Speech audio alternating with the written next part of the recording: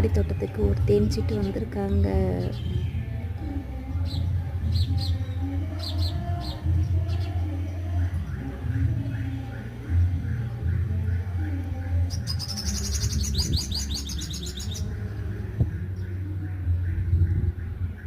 எப்படி சவுண்டு கொடுக்குறாங்க பற்றியெல்லாம்.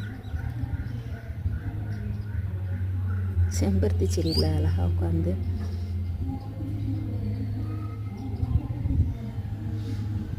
எப்படி செம்பருத்தி பூவில் உட்காந்துருக்காங்க பாருங்க.